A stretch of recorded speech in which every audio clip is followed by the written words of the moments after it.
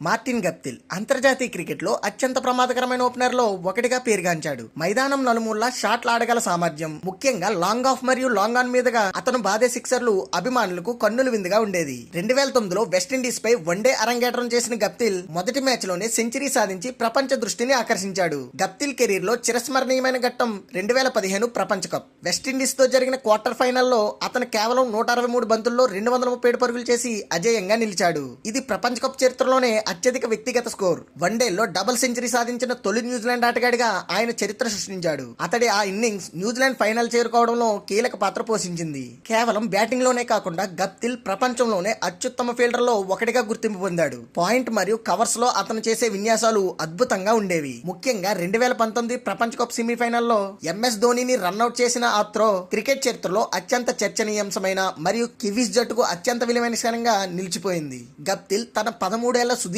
అంతర్జాతీయ కెరీర్ లో 198 వన్డేలు, 122 టీ20లు మరియు 47 టెస్ట్ మ్యాచ్లు ఆడాడు. పరిమిత ఓవర్ల క్రికెట్ లో న్యూజిలాండ్ తరపున అత్యధిక పరుగులు చేసిన ఆటగాళ్లలో ఒకటిగా నిలిచాడు. వయసు రీత్యా మరియు యువ ఆటగాళ్లకు అవకాశం ఇవ్వాలనే ఉద్దేశంతో జనవరి 2025లో ఆయన అన్ని రకాల అంతర్జాతీయ క్రికెట్ నుండి రిటైర్మెంట్ ప్రకటించి ఒక అద్భుతమైన అధ్యాయానికి ముగింపు పలికాడు. గప్టిల్ వ్యక్తిగత జీవితం కూడా చాలా స్ఫూర్తిదాయకం. 13 ఏళ్ల వయసులో జరిగిన ఒక ప్రమాదంలో అతను తన ఎడమ కాలికి 3 వేళ్లను కోల్పోయాడు. అయినప్పటికీ ఆ అడ్డంకిని అధిగమించి అంతర్జాతీయ స్థాయిలో టూటో అనే ముద్దు పేరుతో గొప్ప క్రికెటర్ గా ఎదగడం ఆయన పట్టుదలకు నిదర్శనం.